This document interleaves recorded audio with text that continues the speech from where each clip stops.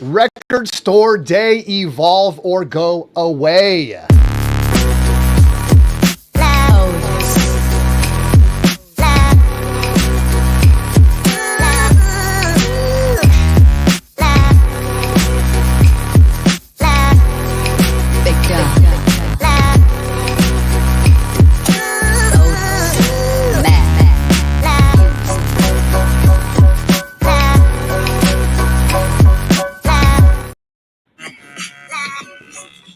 Oh, echo. Someone's echoing. What's up, everybody? Welcome to Surface Noise B-Side Edition. We have a great topic for you today. We got many great topics for you today. First one, of course, is the topic of the day, Record Store Day, evolve or else. And we have a great cast of characters for you today that are going to get into this. And this will be fun. And obviously, we want to see what you guys think as well on this. So let me introduce the band. Let's see, directly next to me, we got rhythm guitar. We got Chris. What's up, Chris? What's up, guys?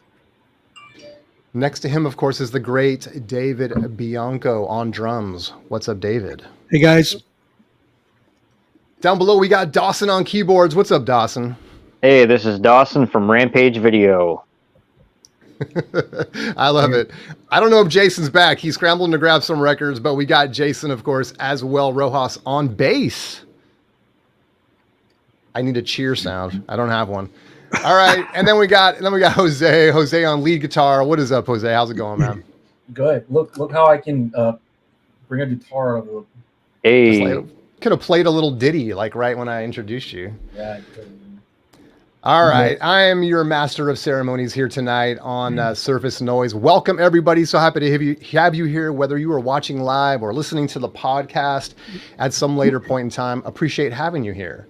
So let us jump right in. I'm going to kick this off properly directly to David Bianco because he's the mastermind behind this topic today. And so, David, I'm gonna pose this question to you. Where have we come from with Record Store Day? Where are we now with Record Store Day? And how do we make Record Store Day great again? Well, thanks for having me, Jason, and everybody else. Thanks for joining the Peter Gallery. So I picked up an article through the website ultimateclassicrock.com where they said a writer went through looking at Record Store Day and kind of said it needs to evolve or go away. In other words, there's some issues with it and things and experiences that people have had. And they are, in fact, ones I think many of us have had, where we went to go and get something. You know, we set our list. We had some that we were looking for. Obviously, some have limits, but maybe even we got, in line, overnight or in line early to be, in the first 10 or 12 people. And the stories of people who have gone in and that store had 5, and then before the 8th person got up, they were gone. Some stores where people actually could buy more than one, which is really problematic. And I think that has been, changed in terms of some of the rules regarding that. But in the early days, I think that was having an effect. So really, the whole idea of not really being able to get what you want, not necessarily knowing what the store you were going to had. Now, one positive trend I've seen with some stores is the week of Record Store Day, they'll do unboxing of their videos and show what they have.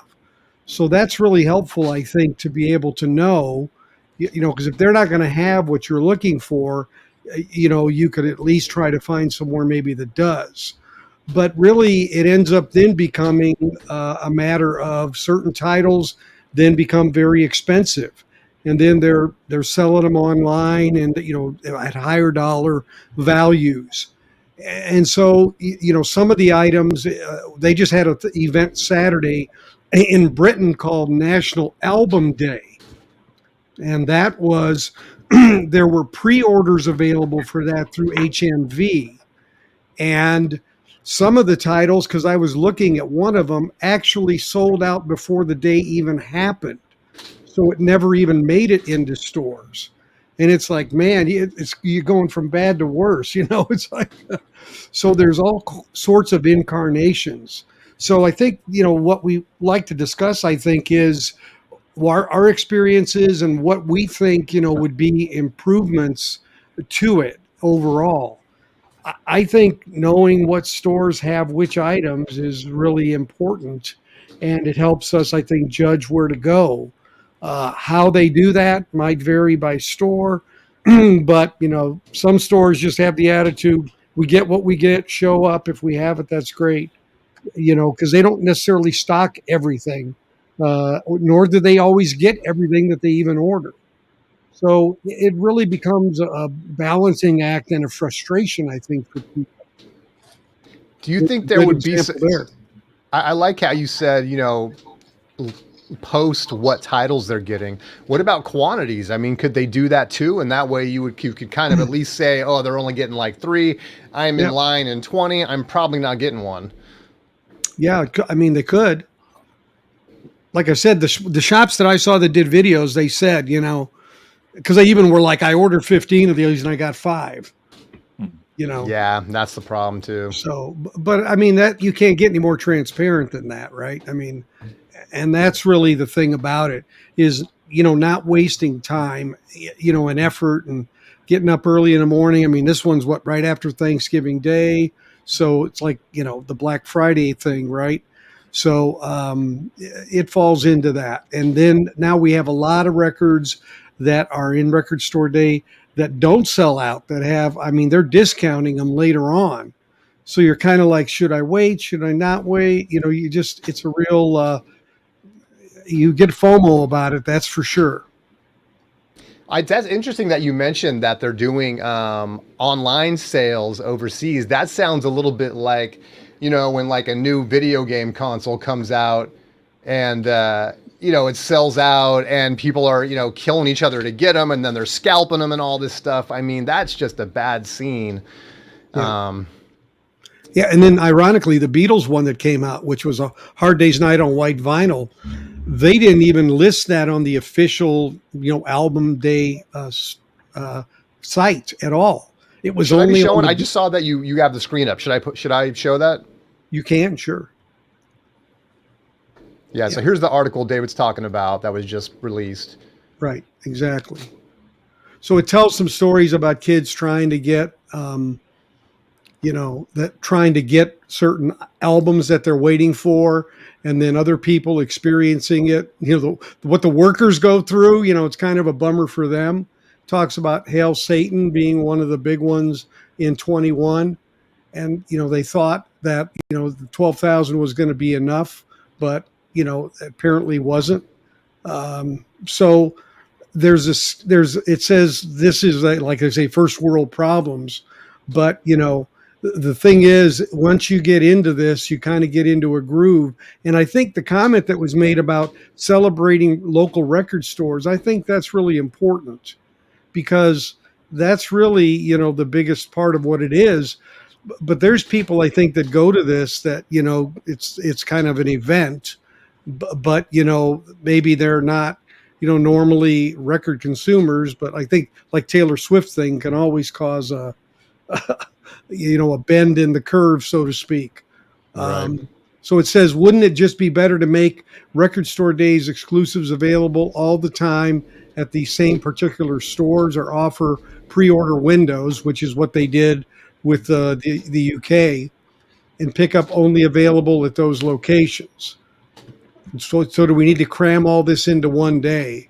It also is something that happens to the pressing plants to gear up for this, which isn't as big a problem today, but it certainly was before. There were actually titles that actually didn't come out because of the demand and the ability to supply it. So looking at making these more accessible, I think, is really what the tone of the article is. It seems like a lot of record stores, and I like what Groovy Lisa's saying. It seems like a lot of record stores are trying to do the best they can, right? It's like, it's not their fault what kind of pressing numbers are coming out on some of these records. And I know like they're talking about Amoeba, and in my neck of the woods now with Jackpot Records, they do a good job too. I mean, you know, the line goes around the block, but you know, they're trying to be as orderly as they can, and even kind of almost take your order when you get next in line to kind of point to, you know, where something might be. They have stuff behind the counter that's not on the wall and stuff. Yeah, I mean, I want to let some other people jump in on this, but it's definitely a problem. It, in a way, just kind of a side note, it does speak to, you know, you guys were talking about last week on the A side about this article that came out that vinyl sales suffering and going down and all this stuff. And meanwhile, we can't even keep stock for record store days. So something's not fitting there. But who wants to jump in on this? I'll jump in. Okay. Yeah, I remember, I think it was SRC Records in Niagara Falls. And so it was like kind of like a mainstream record store. I believe when it was record store day, you know, I wanted to get one of the sales. So they had like a $40 record on for maybe, you know, $20, so half off. I go in there and I probably get probably one of the top 20 records in rock. Maybe something rather generic, but I just wanted to kind of participate in the day. There was like a medium-sized lineup, but I was just ended up like looking around, flipping through records, and talking to other people around me. So yeah, it was like an event. As someone said before, it was like mostly the importance of the record store day is just by celebrating record stores. So I kind of kept that in mind. I kind of kept an open mind. I'd probably say about half the people in the store were just for that day, and they were buying like top 20 pop music, and so that was fine. But there was other people like rock and roll fans like I am, and people who just like records and playing music. So yeah, there are some obstacles that happen along the way, but I just went and bought something just to kind of support the day, and be part of the music community as well in our city. I know all the other record store owners, and my friends and I, we go, and every once in a while go for record runs. It was just something nice to celebrate for that day. So there was more rather a positive things that happened when that happened. Yeah. Yeah, I got you. If you can be kind of, I think David was saying it right. It's the FOMO that we get caught up in that becomes, I have to get this record, you know. And if you can not, you know, have that, and you can just go into it, I'm just going to have fun and support record stores and all that. Yeah, I think it's a lot less of a problem. I mean, so, and obviously I want to get everyone chime in on this. My big question is, why are they so limited? I mean, why is a regular record release come out and they get reissued, and, you know, you can find them everywhere and they're affordable, they're on Amazon and all this stuff? Why is it that with record store day, do you guys know? I mean, is it just are they afraid they're not going to sell them? Or is it literally just to try to get people, these are limited, you got to snag these, and try to drum up sales that way? And maybe that's how you can charge more that way too. I don't know. Does anyone know? I think that most of the times record labels that are not, you know, the big four, big five, they are happy to release stuff on record store day because most stores just randomly fucking buys everything they see on the list. So they make their money and they buy anything and everything, hoping that one or two guys will, you know, I don't have on the top of my head how many record stores there are in the country, and at least in the US.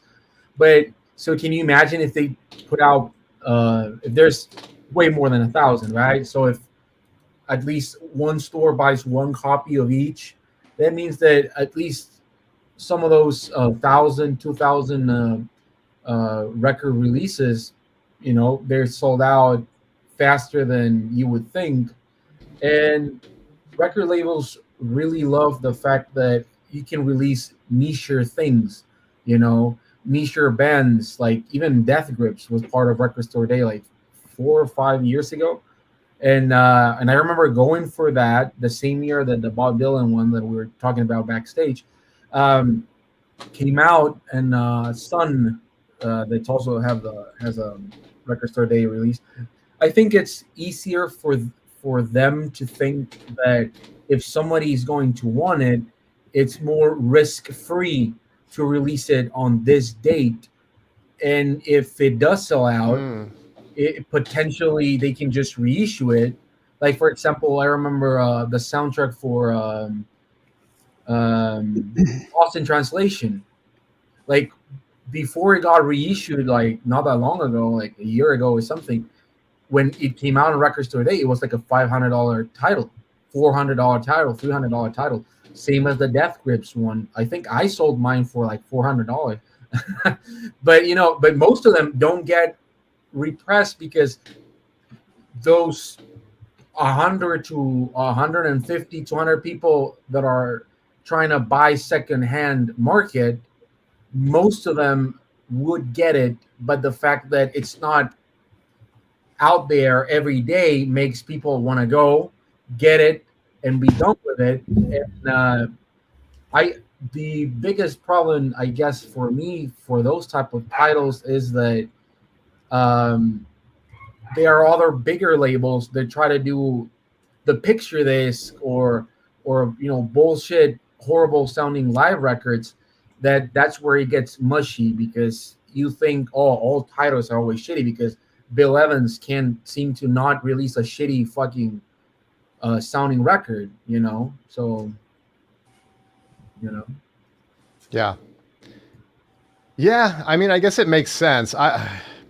It's tough. I mean, even if they printed, I don't know how they figure out how many they're going to print. I don't know how they, if you say, well, I'm going to do 6,000 of these and then 10,000 people want them. I don't know. Is it worse to print 6,000 when 10,000 people want it, or to print 10,000 when 10,000 people want it? It 100% has to do with the label that puts it out. I think the least amount they ask you for Record Store Day is 300 or 500, if I'm not mistaken, because I did a regional one here once, and I just think that sometimes, again, labels just think that it's a good way to release something that some people have been asking. I'm not mad at them repressing records after a few months, like Record Store Day first. I don't hate that, because that just means that they are testing the market. If they fuck up next time, they can do something different. And if you don't mind the color variant or something like that, I don't think it would be. I don't think it's that bad, But the experimentation leads to people always getting something. But of course, the Beatles, Taylor Swift, The Doors, Grateful Dead, they're always gonna press a lot. But I would say like 60% of the titles are 2,000 or less, and they, and it seems like 60% of them are live records as well. Just a ton of live records. Oh my God. But think about it, like you have to, because Record Store Day, it's like Uber, right? Uber doesn't own cars. Record Store Day doesn't own records. They just basically like, hey, you want to release something this day that we call Record create Store an Day? Event. It's kind of like Christmas for vinyl. Yeah, exactly. But they do curate it, right? You have to submit the record that you want to have, and record stores, for example, I know the Ingrove gets a lot of records, but I don't think they really give anyone like more chances than other people. I literally think that places like the Ingrove orders 100 titles of each, knowing that they're probably going to get allocated heavily and get like 30, 40 out of one title. Because, I worked at a record store, and every single time we try to only order 20, it would be 1 out of 10 times that we would actually get 20 copies. Most of the times it would be like 1, 2, or 3 copies, especially here in Latin America, because even if you have a U.S. distributor shipping to a U.S. address, if they know that you're, like, because a lot of places around here have PO boxes, they still put the U.S. market first, which is 100% fine. But what I'm saying is that it just makes for allocation like crazy. So when you see a record that's like 2,000 copies, that's nothing. And if your store order 10, it's because they probably now, as the market is, they probably want to sell it online afterwards. Because before the pandemic, Record Store Day was bizarre because the same record stores would put up the records on Discogs like a week later, but at the horrible price, secondhand price. So at least that went down, I guess. I think it's an important event, right? Especially for the locals, as we said. I think a lot of the people in the comments were saying this. I mean, I love the idea of Record Store Day. We make it a big deal to go to our local. They put on a massive event, Dark Side Records in Poughkeepsie, New York. It's just a fantastic time, but it's gotten to the point where the lines are out the door, and like the article said, like, you don't know what you're going to get. And I think the article hits on something really important that I think Blue Note is trying to do. I know they'd have these RSD exclusives in general for other genres, but they can make this a year-round event and still drive that traffic to the record store and just make it accessible and exclusive. Like, just like the big box retailers have their own exclusives. Like, you can go get your, purple core Stone Temple palettes at Walmart, right? And it's a variant or whatever the case may be. And then, I think what's happened in the past couple of years too is that the day before Record Store Day, a lot of major artists have also penciled in their releases quite intelligently, actually. I know, like, Taylor Swift's record came out last year on the Friday before Record Store Day, and it kind of coupled the frenzy. I think the positive on this is the last few Record Store Days I've been to, it's been a very young crowd, which I think is a good thing for us in the vinyl community, because you're really trying to promote and continue this hobby and on, so it's just not a fad, and everything kind of survives. But it is extremely frustrating when you go to get a record, or you see a record you want, and there's 2,000 copies worldwide, like Jose said, and it's an in-demand title, like this Max Roach that I'm eyeing on the list. It should be in print. It shouldn't be, limited to 2,000. There's 2,000 people who have jazz channels on YouTube that are going to want that record, right? So it's like, I don't understand the rhyme or reason. And I think part of the problem is forecasting, right? It's expensive to press records. They want to make sure that they get their allotment. They don't want to discourage the record stores from being overstocked. And we've all seen these in the discount bin, a few months after. So I think they could probably, might be a big undertaking, kind of stealing from the old run-out groove method, but maybe they start to release titles that fans can express interest in months in advance. And if they get some kind of crowdsourcing information that says 5,000 people are interested, then they press 5,000 or they press 6,000. But go ahead, Jose. Well, here, Jose, I'm sorry. Let me Jason, jump in on this if you got something. I'm just hearing all this talk, evolve or go away. Should just stay the same because I need to flip this, I need to flip this for so much more money. So again, stay the same, limited releases so people can cry about it, and get butthurt, like Jazz Bumps Chris said earlier. So get butthurt, and then you can pay $200 for this nice Taylor Swift 45, right? She's on the lakes, but there is no lake on the cover. This is I wanted to add really quick that most record stores fucking hate Record Store Day releases. Yeah, they fucking hate record. You know why? Because most of the times they allocate so much stuff. They just want to have Record Store Day titles. Most stores, the reason why they don't tell anybody what records they have is because it's not that they didn't order it. It's because they allocated the fuck out of a title that they know it's going to get popular. So it's better for them as a store to they just not say how many Billie Eilish records they're going to have. Instead of just have people guessing how many records they have. And when they arrive and the a 16-year-old, 30-year-old guy walks in wanting the fucking Billie Eilish record, they tell him to his face, "We don't." Oh, That's man. funny. Boy, they cut him off, didn't they? Jose would I didn't be know the Record best. Store Day would be watching.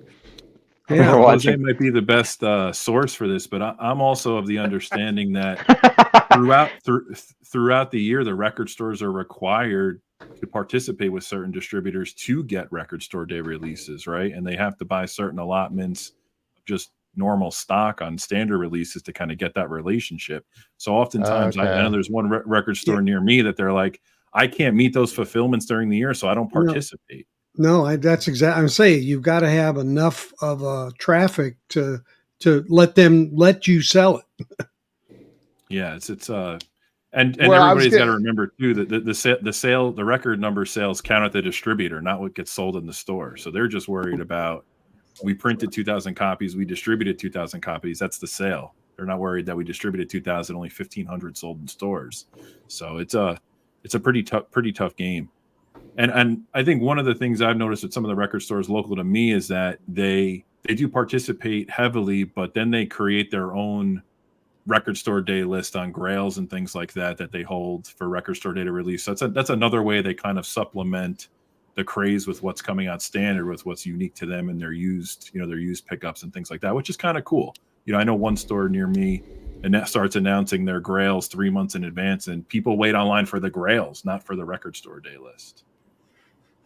I mean, I like that we're talking about this. I like where this conversation is going because it's more complicated than it seems, right? Because you brought up a good point, which is there has to be a relationship between the record store day and the record stores to say, hey, we're pressing all these records. We need to make sure we can distribute them.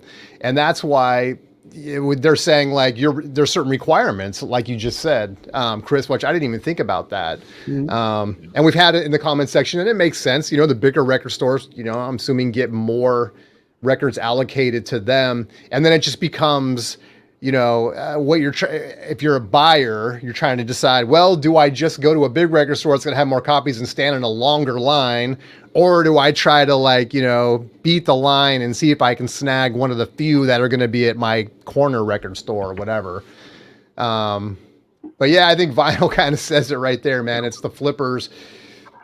It's frustrating because, there are some that, and someone said it a few minutes ago, is just like some of the Grateful Dead stuff, for example, the box sets and stuff like that. There should just be, that should just be in print. And they become so expensive. There's one that I'm not even gonna say which one it is, but it came out of maybe 5 years ago or so that is just skyrocketed. And if you want one, you're just gonna have to pay up for it.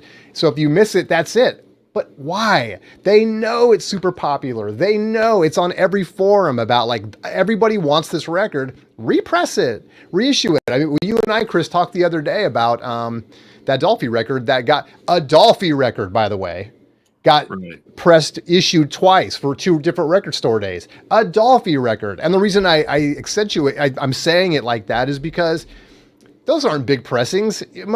Very few people want those. But on some of these massive bands like Grateful Dead and stuff like that, why aren't those in print? Why aren't we reissuing some of those? But anyway, they make a lot. You might be right, Breakfast King. they make a lot of them, so you don't really need a repress of most of them. Yeah. Well, but Breakfast King nailed it. It's the one I'm thinking of, and it's. I know that one. Yeah. And I'm sure that's not the only one. That's the one that comes to my mind. So. Yeah, I see people's frustration, right? And the article's right. When you go and you get in line, you wake up at 2 a.m. to get there at 4 and try to get in line, and you get there and you don't get what you want. And that's just going to be, frustrating for most people. Dawson has the right attitude in terms of going in there and not expecting too much, but that's hard to do, especially when, obviously Record Store Day wants to drum up hype for these records. So you're going to be excited for them if you see something on there you want.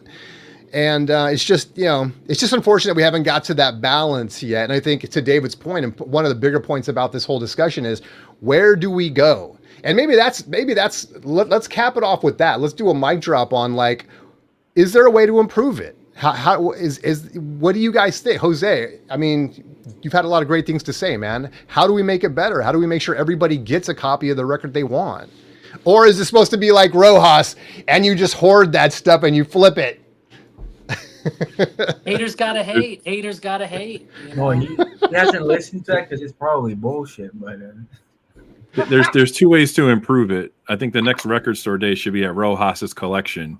We should all get to pick whatever we want for one flat fee. No, but the second thing is I think they have to find a way to forecast better and kind of crowdsource the customer and kind of make a determination if they are pressing enough, because if 5,000 people want it and they press 5,000, they're going to sell more records. And I think there's just one way to do it. And the other thing that the article picked up is just making this something that's a constant exclusive to record stores. I think that's the simple way to do it, but that's just my take on it. Well, I look at the industry. It's rock and roll. It's kind of like a do-it-yourself thing, and some record stores are going to have more than others.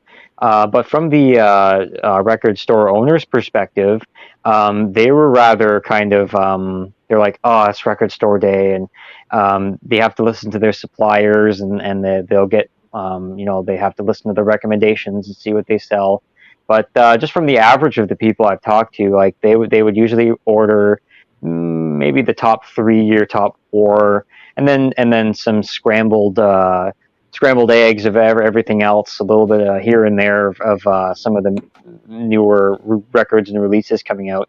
Obviously, they'll probably have like the number 1 or 2 record store day like must-haves, and they'll have like a couple more that are rather necessary to have, and then the rest of it, it's going to be hit and miss. So when I go in there, and if I want the new Deep Purple record, and if they don't have the new Deep Purple record, I'll just say, okay, well, I'll go and buy the Pink Floyd other release, or there might be another album that I'll get, because I'm still participating in the day. I'm still getting a rock and roll record, even if it's not my first choice. It might be my top 3 or top 5, and then I'll go play the records and go have some fun. well, if you don't get the new Deep Purple record, you can always go to your local bar, and somebody's probably singing those songs already. Sounds just as good. Yeah, I'll just go in the This is jukebox. fucking good. Yeah, just go to a local bar and hear an old motherfucker singing. That's probably Deep Purple sounding now. I will say that I think that if there was a way to give record stores ahead of time, because you also have to understand that the same day they drop the fucking list, it's the first day that record stores are seeing that list. So that's something most people don't even think about. And this means that they go into like danger zone, like, oh shit, I gotta order everything, right? Fucking picture this of The Cure, give me 50 of that shit, right? But nobody needs that crap, because they released the same record like 5 months before or 1 month after. That is not a picture of this. I know there was like, I don't know why they keep putting that shit up, but what I will say is that if they could have the records, a list of the records a month prior, right, and they could do like an assessment, it would work out better, because stores just randomly fucking buy anything, and they just get a hold of anything they can, and then when the date comes and everybody's looking like, hey, why are there 60 copies of Ennio Morricone just not moving? And they're like, hey, motherfucker, because that's like $45, and most people, we just want like, the Grateful Dead box or something else. So I think that if they actually cared about record stores, they would give that fucking list to the record stores at least a week or 2 weeks before they announce it, so they can, start the asking, you can see your sales. Oh, look, how many Mariah Carey records are we selling? Oh, how many Luke Wilson? I don't know, whatever. But I just think that they go into panic mode. They buy anything. And I also think most people should buy stuff that's already in the store the day of the record store day. and not expect huge discounts. Just eye on something you like, support your store, or maybe get another stuff. I don't know. Just in general, I think most record stores hate the day because they're worried that if somebody goes inside and they're like, "Hey, do you have the Billie Eilish fucking singing bullshit?" and they're like, "No, we don't have it," they go like, "Well, fuck your store and your mother," and then they leave to another store. Yeah. So, well, that's Jose's exaggerating. Get no, out I of have a here. friend that did I mean, that for yeah. the Bill Evans one. I don't know. Well, the I stores mean- just don't want to lose their loyalty. That's all. I'm telling you, if Jose went to Waterloo and they didn't have that Adam Sandler record that he wanted, he wouldn't be saying "fuck you." He would have cried in tears They- and would have smashing dropped- like they dropped the shelves price the and, like, same throwing fucking a day. fit. Like The he same would have been fucking day. blowing up like in the VC. Record store days, or rather, Jose's got like $100 bill with the first person in line's name on it, right? So they could just be like, "Hey, man, grab that Adam Sandler for me, baby." Well, I actually, like I've said before, I went to Texas just to buy these records. I went to Waterloo in Austin, and to buy both of them when they both came out on different years. So Must have been a strong list that year for sure. No, He somebody just wants sing the Water Chris, Boy. He went to Waterloo and he was like, "Do you have Adam Sandler record store day?" And they're like, "Are you Jose?" "Yeah, we got it." Just, Are you Jose, the one and only? Right. He doesn't want Waterloo. He wants these the are Water Boy. These are two records. Look, it has the Thanksgiving song, so that's coming up, right? And then here you got "Ode to My Car," which I don't have, but it's a piece of shit. You have the Hanukkah song that's also coming up soon. So great records to own. So wait, is that your "why is this record great" picks? You're a little early. Oh shit! No, but Are you gonna watch a Hubie Halloween too? well, You know, the have RSD Halloween. Essentials, the RSD Essentials that they started in 2021 are really good. I mean, I Yeah. like Chris Isaac's Heart Shaped World. The Toto 4 is the best sounding one of the Toto, except the vinyl's a little noisy, but I mean the actual mastering. So I mean, there's 133 releases that are on RSD Essential. So you should check those out because they come out, not on Record Store Day. They drip out now and again.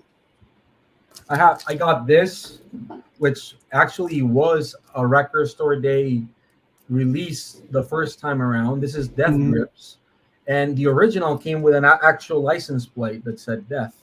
But this is rap. But they put it out as a Record Store Day essential, which is and the original ones go for $1,000, and Record Store Day title. And Just then for a fake license plate. My goodness. yeah, with an actual license plate. So somebody in Folsom Prison probably They probably made that. Yeah. So it's Those got have to be really. Johnny Cash connection. Those are super limited. Imagine how many people strap that to the back of their car, man. It's like, No, I'm sure there's not it's a that bunch many of left. rap kids that probably don't even own a fucking bike, like I don't. well, that's probably a decent way to cap this off. I think if we time box it, we've been about 40 minutes on it. And I think the essential thing, that's a great way. Who knows? I mean, I don't know if somebody mentioned it, but could they do pre-orders or something like that? Jose said, let's mention it, the list a little earlier. Let's give people a chance maybe to pre-order before they even start pressing. I don't know all the inner workings of that stuff, but seems like that might be something where, if we had more advance notice, they could actually kind of figure out make sure that at least you have a chance to pre-order, and then they could go ahead and do more pressings from there. But And I just want to say that the in-groove, probably when he gets the email for Record Store Day and they ask how many titles of each you want, he just replies yes. Everything. Give me everything, you dumb fuck. yes, which ones do you want? Yes. Yes. So then they All only right. send him the release from Yes. Okay, that's good. Whole discography. One copy. People go in. Interstellar Overdrive. You only have the yes titles. That'll be funny. Well, I don't know if we figured out how to make Record Store Day great again, but we'll keep the conversation going. We'll leave it for future podcasts. Let's see what happens in a few weeks. We'll see what happens exactly. By a show of hands, how many people? And we'll cap it with this: how many people are going to be standing in line this record store day? I'll be there. Well, there you go. Yeah, I'll be there. What? I refuse. Dawson to will be stand. there. I'll have to put it on the calendar. Wait, somebody's not believing me. Like, that shit goes for like a lot of money. Well, the medium right now is $543.82, and somebody's selling one for $350, which is the cheapest one without the license plate. So, yeah. Somebody has it for November 29th. somebody has it for 10,000 euros, but that's definitely not gonna sell. So Depeche Commode, go and fucking look it up. I don't know. All right. I don't think we're not going to solve this anymore. Let's jump into another topic we wanted to get into. Just give everyone an opportunity to tell us what makes this album great. And so, hopefully, everyone has their record there, and hopefully, we got some hidden gems in here, and we can just kind of cap off the hour with talking about I don't know, a record that you think everyone needs to go out and buy, and talk about why. Go ahead, Jay. I want to shout out to Louis Golden over here. Yeah. His album, Ooh. Sharon is Karen, has come out. I got it up there. It's a good one. And it's a good one, right? So this could be making the great albums, right? And why you should buy it. I mean, you're buying it to support our VC folks right here. So Sure. again, congrats, Louis. This is a great album. Fun. Very nice. What's it? What's on that? What kind of music are we talking? Louis, how would you describe it? Very pop punkish? Yeah. I think Louis is in the chat. So. What number is yours, Jason? My number is 188. Okay, I think I'm 186. That's funny. Ooh. Oh, you guys are right there. Oh, Well, there you go, guys. Go out and buy Sharon is Karen. I love the How- title. How do you pick one of these up? Where do you get that, Jay? We can put it on the. We can put Louis. Louis, can you put your Bandcamp in the chat if you can? Yeah, Louis, give us a link. Yeah. Pop, Limited. power pop, or whatever. So yeah, check it out, guys. If we're maybe it's on Spotify, I'm guessing it's wherever fine digital streaming can be found. Go check it out. Concert Buddy just shared the link. There we go. Sweet. Very good. Thank you, Jay. All right, you want to go, Chris? Yeah, I'll go. Sure. So I have an album from 2009 by a band called Make The it Whitest big. Boy Alive. Oh, No, don't worry. thank you. Thanks, Jose. I thought Jose was excited about my pick, but Oh yeah, I actually met Erling Oye before. okay, great. So you know about these guys. So the Whitest Boy Alive. This is for those that know Kings of Convenience. This is their side project. Kings of Convenience is kind of like the Norwegian Simon and Garfunkel. This came out in 2009, and it's like it's kind of scary description, but it's a similar like to Talking Heads 77, but a little bit more modern. Kind of melancholy lyrics, really tight rhythm, tight bass and drums in a dance sense, but not overbearing and too heady. We're talking about like 12 3 or 4 minute songs. This album just really flows. I've recommended this to a lot of people, and so without hearing it, they purchased it and really been pleased with it. So I'll definitely check this out. This was right in the height of the like Phoenix MGMT kind of Vampire Weekend run that happened. First early Vampire Weekend record. So this is a really good pick. They only have 2 albums. They broke up after the second album. They reunited briefly in 2020. Their first album is impossible to find on vinyl. If you do, you're paying buku bucks. So hopefully they reissue it. But The Whitest Boy Alive, and the album title is Rules. It's something everybody should check out. Very cool. Very cool. is that from Albino Records? No. Oh, can I show something quick? Nice try, Dawson. Oh, nice. That's a great album. Oh, hold Yeah. on. Let me make them big. This is King of Convenience. This is my favorite King of Convenience. Not all people would choose this as their favorite, but it's signed by him. That's And my I favorite found it- too. I took photos for that show when he came here to Monterey, and yeah, just want to show that. No, That's not your pick, though. Okay. no, be gone. All right. Look, I'm trying to. I don't know. I got everyone mixed up. I'm trying to go in some kind of order. All right. What about you, David? You got something for us? Yeah, and it's a known artist, but not super known as a soloist. And Paul Carrick, who is he was in Mike and the Mechanics, he was in Ace, he was Squeeze. This guy. This album I picked, One Good Reason. It's very accessible, very cheap, but I use it to test equipment, speakers, Oh, really? amps. Yeah, Mm. it has a really strong variety of music on it. It's got ballad with some bass that's like super, super like 22 hertz. I mean, so I've been using it since it came out to test equipment, and it's just a good record. It's got some really good songs. Don't Shed a Tear's on here, which was a pop hit for him.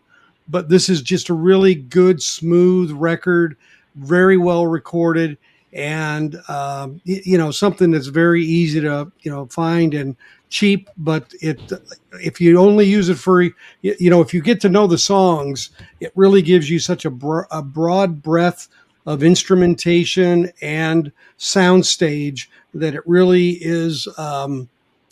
Just something that is always been good to me in terms of telling me how equipment sounds.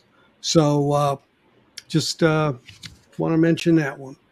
Very cool. Chrysalis Records. Nice. And if we've heard Mike and the Mechanics and Squeeze, we kind of have an idea what we're going to hear. Kind of. Or is it totally It's different? a little more. Yeah, he's a little more. He has a little bit of a bluesy kind of sound as well in this. His solo stuff's a little more bluesy, but it's a pop blues, I'd say, popish blues kind of a record. Got it. Very cool. All right, Dawson, I'm going to let you go, and then we'll let Jose go. Yeah, What do you so got, Dawson? I got Rush's first album. It was the box set re-release gonna in blow you probably 2015. I always have more details about that one. I think what makes it great is that it's innocence in its lyrics, and it's when Rush started out as a Canadian album, and the instrumentation. So for about half the album, when I want to listen to a record that's kind of straightforward, I want to listen to a prog band, but I don't want to listen to all the 7-minute songs. I'll put on that first Rush album. It's one of their, probably my top 5 favorite from Rush. And so the songs like Have Yourself a Friend, there's another song with the cowbell on it. That's a really good one. Finding My Way. So it's like, again, Rush is starting out. They're trying to, find their way in the music industry. Jose is ringing a bell over there. Maybe he's got his cowbell over there for part of the song. And it's like, I want to listen to something that sounds like Led Zeppelin, but it's not Led Zeppelin. So I'll put on that Rush. It's a bit funky too. They're kind of finding their noise. The re-release, it sounds pretty good. Got a little bit of slickness to it. But yeah, again, overall, it's still kind of rather a raw record. And when I play that through, it just brings me some good memories. And yeah, again, it goes to that 7-minute song, Working Man. It's a bit more complex. It's just got a sweet riff to it. Just really fun to listen to. So in addition, go ahead. Well, I was going to ask you what the big hit was. Working Man is probably the big one, right? So yeah, Working Man's the biggest hit. There's the one with the cowbell. I forget which one that is, but so as we go to Working Man, yeah. So when they released that, the radio stations didn't want to play it. They're like, "Hey, this is a 7-minute song. You can't do that." Again, in the South, it probably it was around the same time that Freebird was being released. So one or the other. Someone made the exception, and as soon as it went on the one radio station, it was on all the radio stations. And as for a personal connection, a few songs before the end of the Rush concert, when I seen them in 2015, they played Working Man. So they had the lights turned down low. They had a few of the smaller lights up. They had a smaller stage set up to. They all moved to the front of the stage, and they had these big washing machines. It's just like they're kind of playing in their basement, but they're instead playing in Buffalo in front of 30,000 people. So you go from like this small innocent basement of this little band called Rush that no one's heard about, and now they're playing in front of this whole stadium, one of the songs from one of their early albums, and people are just loving it. So that's Rush's first album, Rush. Very nice. I got my little Rush collection. I kind of the middle part of their catalog is really kind of my favorite. But yeah, I need to start branching out and listening to some of those other records, man. So that's cool. I'll definitely check that out. All right, who is next? We got, I believe, Jose Moreno Ron has yet to go. I just grabbed the first shit that I got, but I'll show a good record that I actually love. It's from Texas. So a lot of people here are into shoegaze, or I'd say they delve in the world with shoegaze, and they think of My Bloody Valentine and Slow Dive and the first Verve record and a bunch of other stuff. And now more than ever, I think the genre has resonated a lot. You have maybe the third wave of shoegaze going on. The second one being bands like Dive, which I think is pretty good, for about 10 years ago. So I'm going to recommend one from the 90s that I think it's bonkers that it actually exists. It came out on one of my favorite labels of all time, which is Mute Records. And not a lot of people know about it, but I got to interview this fellow in Austin, Texas for a magazine quite a few years ago, maybe 5 years ago. So this is one of my picks. Are we gonna do more than one or just one? I thought we'd do one. If you got two, feel free. We could cap off the segment with two, and then we'll jump into our next the freestyle. All right. So as the sticker says, right? It says as God intended, right? Definitely, right? So this is the cover, which is a lie. It's called "Live to Experience."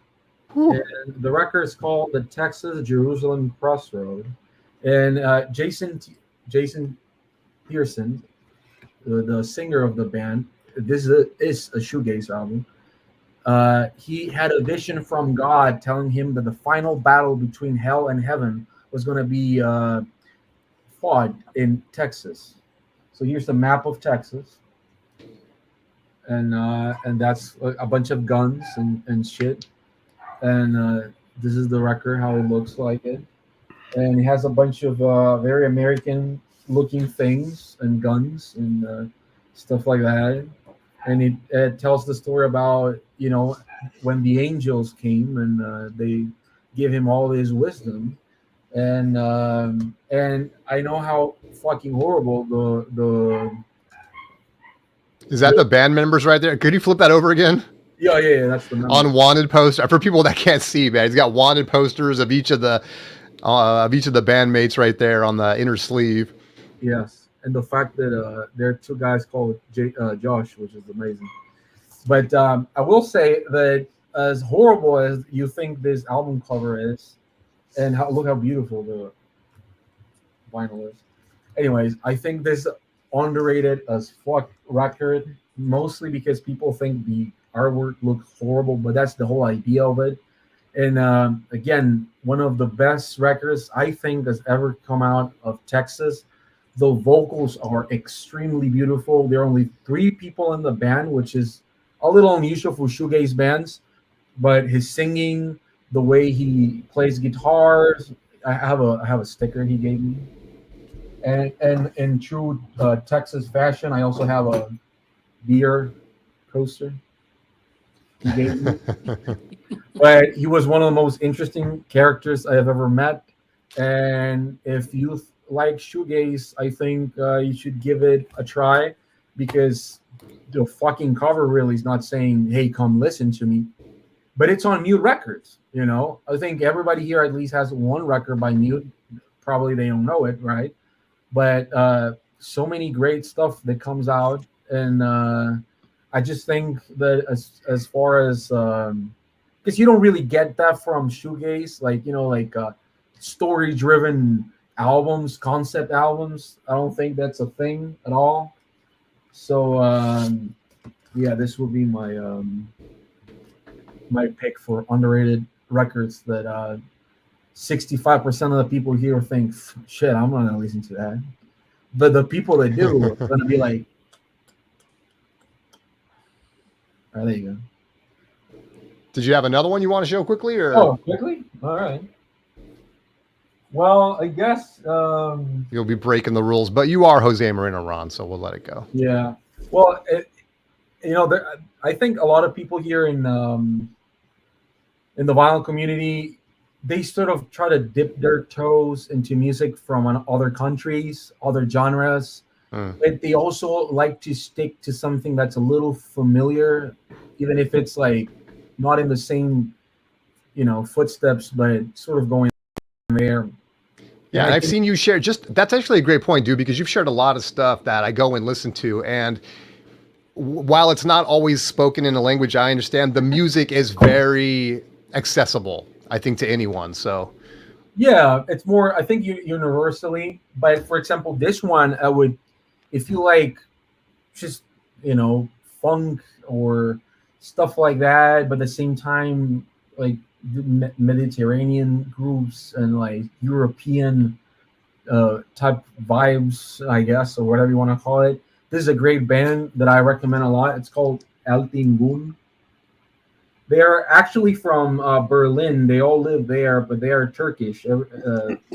And they are really fucking popular. You can get this on Amazon. This is not a hard to get record. This is on ATO Records, where you know, Jim James or King Gizzard is at. But this is so good. The instruments they play, the vocals, it's very melodic, very good to what is it? I believe OG. So that listeners are extremely difficult to find.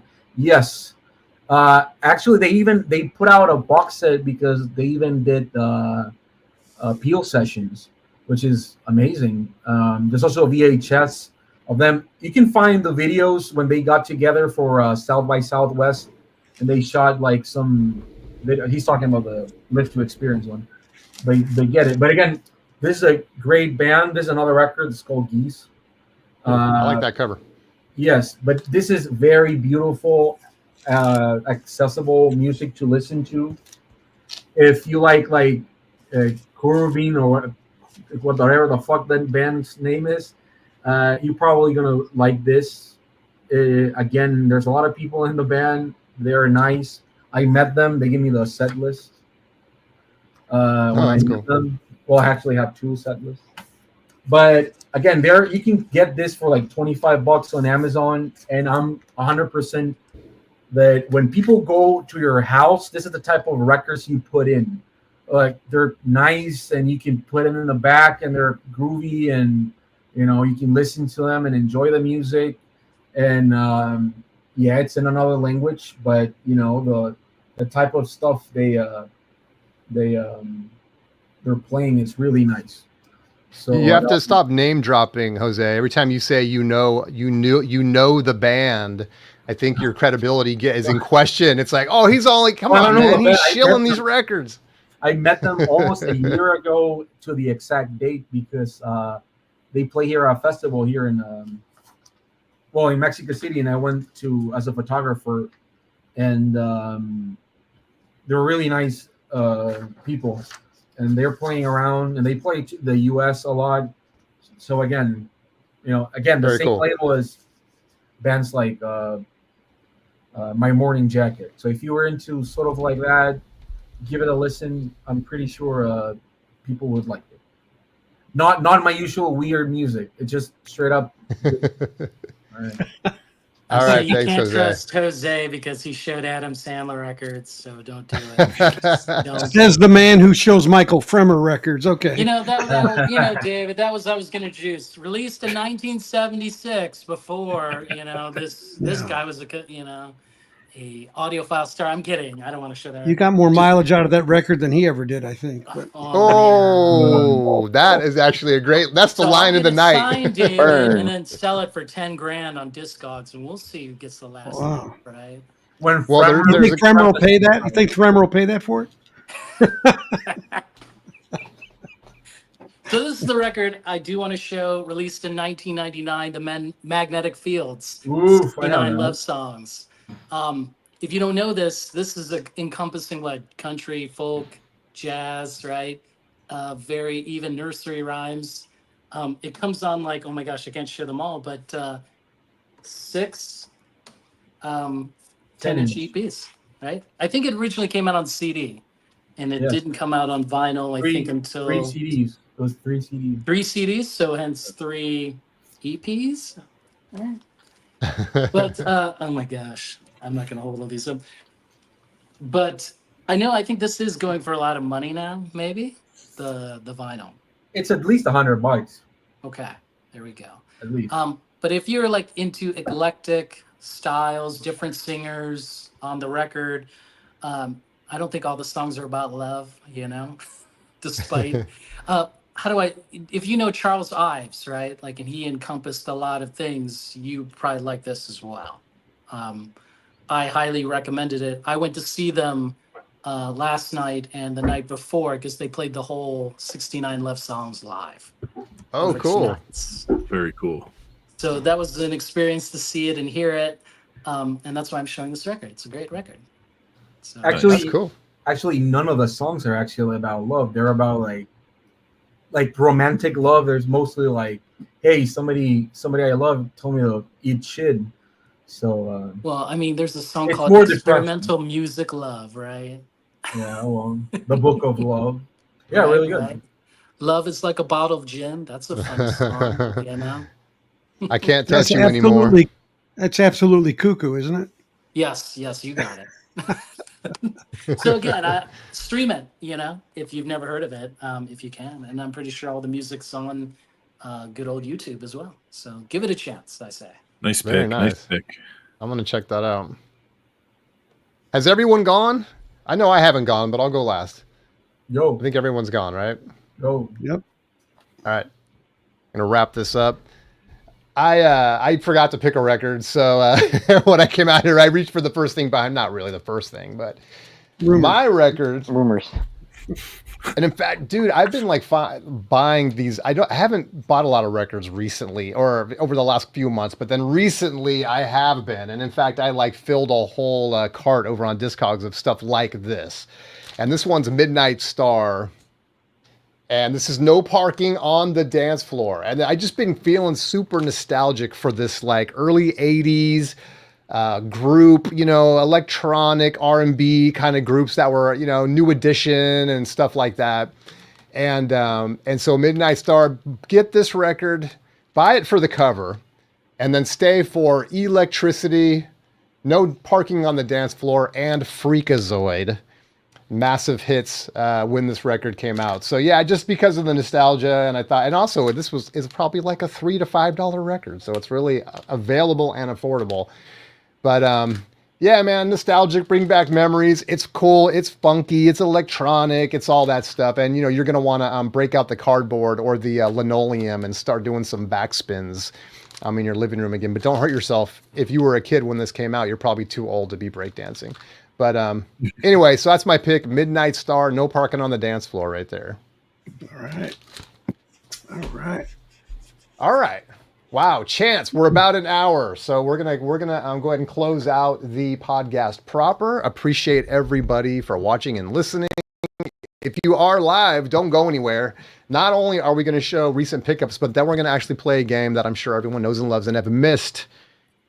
Is Just the Tip. We're going to get into Just the Tip too before you send you all to bed. So thanks everybody for watching. We will see you later. Let me change out all the banners. Alabama.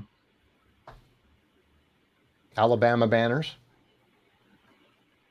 Sweet home Boom. Alabama. We're officially in the freestyle. All right. Welcome to the freestyle, everybody. Our freestyle today is we have two things on tap, but of course, we can get into whatever.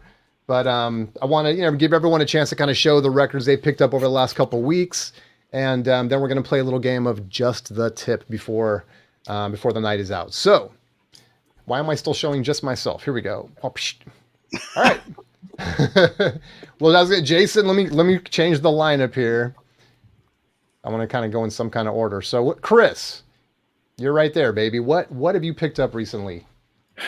Well, this is a little bit of a rant.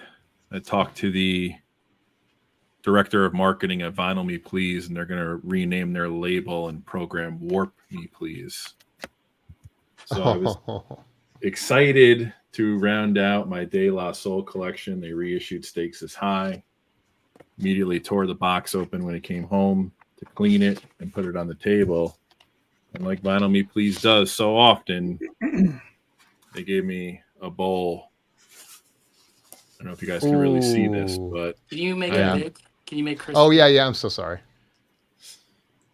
So yeah, I was disappointed when I cracked this open and I got their customer service. I put this on the table and about 20% of the record hit my platter. So they were like, is your name Arnaldo? Are you the complainer in chief? He's covering for Arnaldo tonight. Right. It's been rough. So my replacement is on the way. I mean, you got something to eat cereal out of now, at least. Exactly. And then I was really excited this got pressed. And I think I'm looking at Jose because I feel like this is up Jose's alley. And he might even know this guy. But this is a guy named Cody Chestnut. No, I don't know that, but it looked interesting. Jose, everybody should check this out. But Jose, you especially. So this album came out originally about 20 years ago. And he was a little bit before his time in the sense where this album's called Headphone Masterpiece. He basically made it in his bedroom right around 2002 or so. So this got kind of underground acclaim quite a bit, but he really blew up because he wrote one of the lead singles on the Roots album from Phrenology called The Seed, which was semi-popular for them.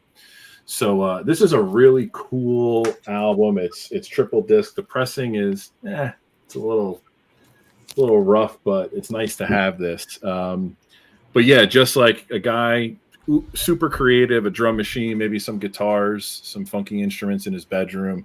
Everybody should definitely check it out. It's definitely gritty, definitely lo-fi, but just a really fun listen. For example, you have hits like Boy, Life in America, Bitch, I'm Broke, and Batman versus Black Man to kick off side C. So this is a really fun, cool record. Definitely check it out. And I'm excited because this only came out on CD originally. And it looks like an encyclopedia. I don't know why the flags there are throwing me off, but I like it. Yeah, you know what? I never really investigated the album art. I don't know what flags are on here. Well, it's the Rasta flag. Yeah, Rasta, I guess a German flag. UK flag, Germany. Yeah. And here's the back. A little bit of a roots reggae feel with the family photos and stuff. But yeah, it's a fun album. You guys should check it out. It'll give you a good laugh at the very least. But yeah, huge hit with the Roots on the Phrenology album for him. Looks nice. Very nice, very nice. Is that everything, Chris? Yeah, that's everything. Oh, hey guys, I gotta sign off. Oh, okay. Well, thanks for being here, Dawson. Appreciate you. Yeah, thanks for having me on today, and I'll see you guys soon. We'll see you next time. Rock and roll. Thanks for showing up. See, I can't really show pickups anyway, so probably a good call. Or just the tip. So yeah, it makes total sense. All right. Thanks, Chris. We got Jason Rojas up next. Okay, so what does it feel like to open a record that's 47 years old? Ooh. Okay. I'm holding the Beach Boys' Love You, released in 1977, right? And I bought it for $10. Whoa. When I was in LA, kudos to and shout out to Vinyl Piper for being my chauffeur. We went to a record fair and I found this, and it was like, sealed. You got to be joking. 1977. No way. And I was advised not to buy it.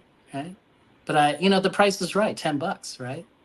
And I opened that sucker up, and unlike Chris, this record was flat like a pancake, and it played Nice. great, No like that ghosting, near no mint. ghosting.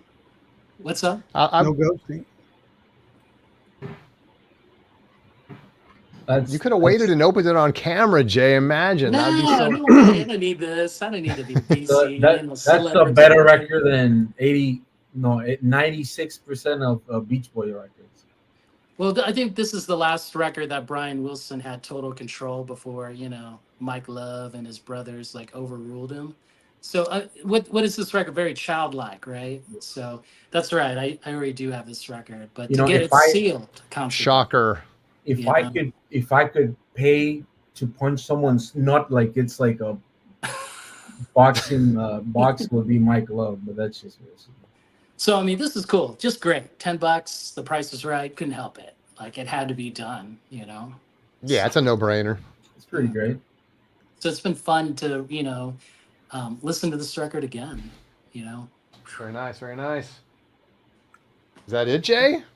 I can show you one more. Maybe this one. Nah, let's not talk about this. Nah, fuck that shit. It's OG, right? Let's ask Bill Evans if it's OG. It's mono, right? Of course. What are we joking? We don't joke around. I do want to talk about a record that I got. He took my offer, and it's Demon Fuzz. So if you look at this cover, it's rough. But Africa, right? This is what would you call this, Jose? Are you familiar with this one? Yeah, I know that one. I think early 70s UK, similar to Samande, but more rock, right? More heavy. I think even Dylan would love this record because it's got more fuzz guitar, of course. I mean, you're not going to call the record Demon Fuzz, right? Or whatever without fuzz guitar, right? That would be wrong. I'm shocked that the seller took my offer, but that's the way the cookie crumbles sometimes, right? I hope the record's in better condition than the cover. Oh, that's right.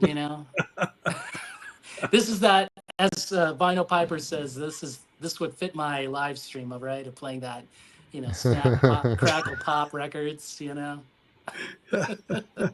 So I will be playing this on Sunday, for sure. Oh, everybody tune in for that. Sunday. What time, Jay? That'll be 9 Central. So 9 a.m. Central, everyone. Be there or be square. Cool. That's all. All right, that's it. David Bianco, you're up. I have quite a few, actually. So this is a band called Leonid and Friends, and I saw them in concert last night, or 2 nights ago. And they are a cover band that does a lot of Chicago, but they also do other horn bands, Tower of Power, Earth, Wind, and Fire. But they finally released a vinyl, and it's signed by the band. Oh, nice. So these are guys and a gal from Russia. Don't speak much English at all, but can sing it. And the guy who runs it, Leonid, he actually took the recordings of Chicago and these other artists and transposed and wrote the music, in notes directly from it. They sound very accurate to the originals. So you go look them up on Facebook or on YouTube. It's amazing how tight they are. So Leonid and Friends took a trip to Houston this past weekend after going to the Austin record show. Did you find anything in Austin, by the way, Jason? Just a few things, nothing major. Me too, nothing major. So I got some friends down there who have a pretty big Beatle collection they've been parsing out, and I found a few more things in there that I hadn't seen. So this original Horzu, Please Please Me, and it sounds unbelievable. I mean, I've heard this album any number of times, obviously, but it just sounds like the tape is, fresh. It just sounds like I'm listening to the tape. Unbelievable. I just love if you read that cover in English, Yeah. It says Die Beatles for people that Die Beatles. Well, we're not on the audio only, I guess, but yeah. I try to get a few that had different covers on them, you know, so German A Hard Day's Night has different pictures on it and says, yeah, yeah, yeah. So the back looks similar, but it has photos that are different. So really just looking for different cuts of greatest hits that they had in, I think this was in Australia release.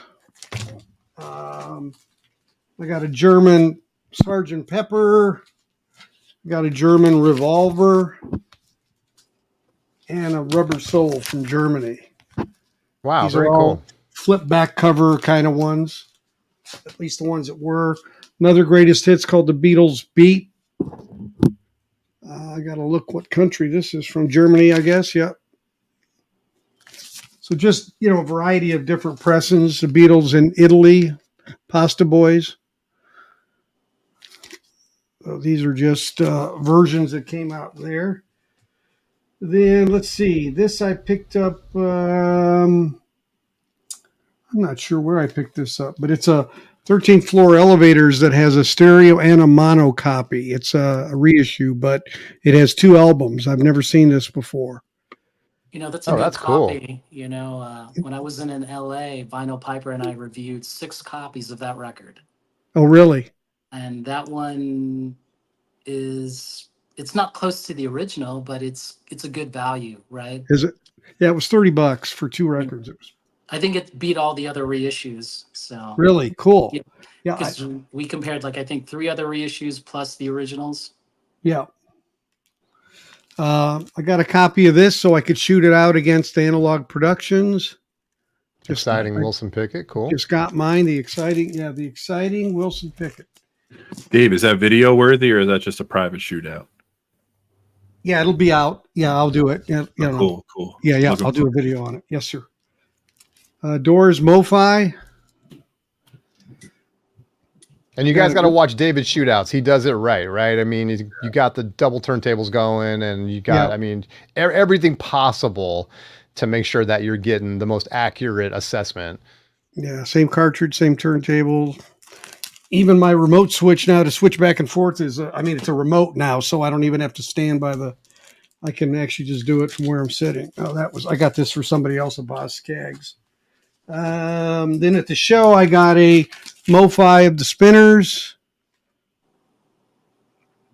Very cool. In Houston, I got a Wally first press of Boston, which I have a few first presses, but they weren't Wally's. I got Can you explain Japanese, that? I'm sorry, Wally Traugott, the mastering engineer. Gotcha. So his he worked for Capitol, and he's one of the top mastering engineers. But for them, he was pretty exclusively on Capitol. Then I got a Royal Scam Japanese, so I could shoot this out when Chad finally releases that sometime in 2068. No, 2025. You mean 2035? Yeah, right. Exactly. I'll hopefully be alive at that point. I got a Friday music of this to Kevin Gray of Boz Scaggs Silk Degrees. Apparently the Kevin Gray of this is pretty good. I just got a Simply Vinyl one last week, and it's really good. So I'm going to shoot out that one as well. Got a Columbia Santa Maria of Toys in the Attic, real clean version. Very nice. And You got all these at the record show, huh? those last 5, I think I did. Yeah. Yep. And that's all she wrote. That's all she wrote. Cool. I hope my wife isn't watching this video. No. These were all gifted to me. Yeah, right. Exactly. All right, Jose, I think that means you're up. Didn't bought anything this week. You didn't buy anything this week. No. What kind of record collector are you? No, but I can show you a cassette that I have here. What's that? It's, CSNY? Yeah, Crosby, Still, Nash. Oh, right. Crosby, Stills, Nash and Young. Looking Forward, Gotcha. which I have never seen a human being have this on vinyl. So if anybody has it, good. But I just never seen anybody even talk about these piece of shit record. It has a great song. Why is it a POS? It has a great song on it. Most of the songs sound like my absolute nightmare, but they're too overproduced for the era. They just sound like very outdated. But the songs that are acoustic, they're really nice. The Looking Forward one's pretty nice, very beautiful. Probably the last Crosby, Stills, Nash and Young song that I think it's pretty great. And I think this is their last record, so yeah. What There else? you go. Here in cassette world, I have a Selena cassette. Showing a lot of Texas-based stuff today, but this Yeah. is if this was on vinyl, it would be like a $500 record. But this is my copy in cassette that I got. So Are these to collect or listen? Do you listen to cassettes, Jose? yes, I have a vinyl and cassette label. So Oh, I didn't know can that. listen to it. Yeah, I knew about the vinyl, not the cassette. I have a cassette stack right here Very nice. that just fell. All right. I have more All cassettes right. here. We'll have to do a whole cassette episode I just for have you. more cassettes here. But weren't we going to do a Frank Zappa one? I still want to. Well, I don't know. If you're, I'm still alive. If you're okay doing it just the two of us, I mean, All right. I thought maybe Oh, you because didn't. everybody would know. Oh, you want me to do it just the tip? Like, Well, let me go through. I'm going to show my pickups real quick, and then we'll start just the tip, and I'll let you kick it off. all right. All right, here we Get the fuck go. outta here. Come on. All right. So I think if you were here earlier, I said I was on kind of a drought, buying record drought for a while, but lately I've been crushing it on the record buying tip. So here's some stuff I snagged. This one, Rick James, Street Songs, Japanese Press with the Obi. Freaking love this album. Give It To Me Baby, Ghetto Life, Super Freak. This thing is just jam-packed, man. If you're ready to get your funk on right there, obviously you could do a lot worse than Rick James Street Songs. Love that one. And then I did a little trade with my guy, Brandon, Mr. Hall of Fame. We did a little trade, and so I picked up a few records from him. I got two 12-inch single Depeche Modes. We got Strange Love right there. I love the 12-inch, the remixes of Strange Love. They're so good. So that's one of them. And then we got Policy of Truth right there off Violator. And I mean, you could go, like David is showing all these Beatles records that is just an endless pit. How can you ever own them all?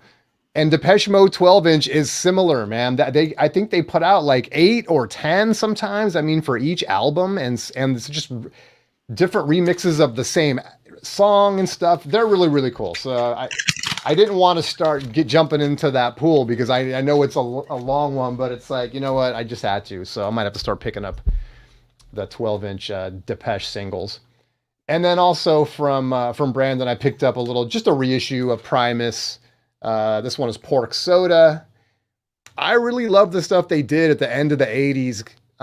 Pork Soda and Sailing the Seas of Cheese. I need to pick that one up too. But this one's awesome. Again, funky. I mean, if you know Primus, I mean, it's just the hardcore bass, funky rhythms, crazy lyrics, and just, I don't know, super fun.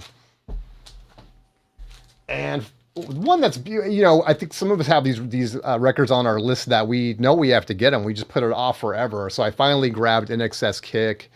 Just a great 80s album. Lots of great stuff on this one. Again, this is just one of those where you just put it on, let it play through both sides, and there's not a stinker on here. So In Excess Kick. And then two that I'm super hyped for. We got a Run DMC Raising Hell right there with the Obi strip. And man, I was spinning this earlier, and I just love these, man. Peter Piper, It's Tricky, My Adidas, You Be Illin'. I mean, this is the one, dude. It's got so many great hits on here. I just love it. And so this one's really clean. So stoked to be able to spin that again. And then last but not least is a record that I could not find in the US. I think I even may have shared this with the guys here in our private chat is I just don't think it exists in the US. I couldn't find one. And I've been looking for this for a long time on Discogs, on eBay. I finally just had to go outside the country to buy it. But this is Loose Ends. So Where Are You? And this has got the hit off this one is Hanging on a String. And if you heard it, I'm sure you would know it. But I just love this album, man. They are, a UK band.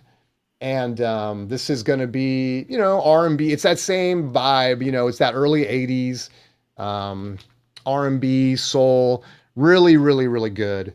And since I got this, I started following them on Instagram, and they are still touring. So I wish they would come to the Pacific Northwest. But anyway, Loose Ends, So Where Are You?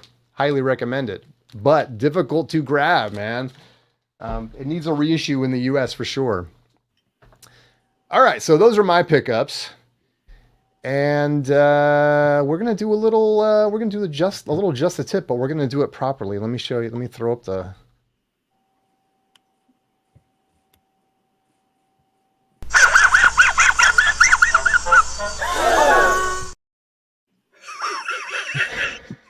Mudley, do something. Just the tip. All right. Jose, are you still there? I thought you were going to kick us off with some Just the Tip, man. Well, first of all, for people that don't know, you're going to find out soon enough. It's not as dirty as it sounds, but we have fun with it. So, Jay, you want to go? I'll have to get it. So, Okay. 1 second. All right.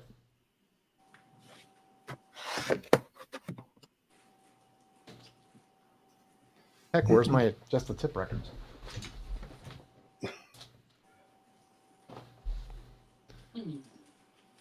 I might have to go get mine. Is anyone ready? David, you want to go?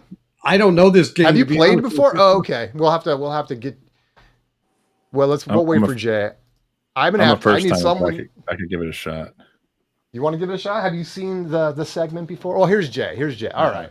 Let me blow you you can up. make me big if you want. Yeah, for sure. All right, here we go. Folks, if you don't know this game, you're trying to guess the record cover. He's just going to reveal a little bit at a time. There are no prizes, but you do get to brag at the water cooler tomorrow if you're the first one to jump in here. So definitely look at that comment section. Drop your guess. Here we go. We've got about 3 inches of the tip right there. I'm looking at a black bar. We've got a little blue, a little red. Might have to give us a little more, Jay. Any guesses? And if you're in the peanut gallery, don't guess. We got to try to get that. Well, if you know it, you can say you know it. But let's try to give the people, the fine people in the chat section to guess. If I show any more, it's giving it away. Okay, we got Tokyo's guessing Remain in Light. Good guess. If they're right, should I say it or just keep going? Yeah, if they're right, Okay. Already got it. All right, there you go. The winner. Tokyo record style. Way just to go, like that. Brian, right there, man. Remain in the Light. Yeah. Bam, Awesome. Nice. Great album, too. Great album. So that's how you play, folks. All right. First time, long time right here. Chris. Okay, so it's not the White Album, but I have he's giving us the camera whole thing angle. already. Oh, okay. You got a little... You got your own style. I like it. Alex, you also need speaking in tongues. Are you kidding me? Alex said you only need Remain in Light. I disagree. It's Funkadelic, right? Parliament. One groove, one nation under a groove. What are you doing? Jason just... Okay, just like that. Thanks, Jay. I'm sorry. I should have muted you. Dang, dude. Muted me. Dang. Well, we have a winner, but unfortunately they are disqualified. Well, that was a good first time for me. Thanks for taking it easy with Just a Tip, Jason. For my There you go. All right. Mr. Bianco, Mr. Moreno Ron, are either of you ready with your with your tip. Sorry. I kind of was, but I don't like it. I'm going to have to leave you guys for a second. I don't know what I do with mine. I'll be right back.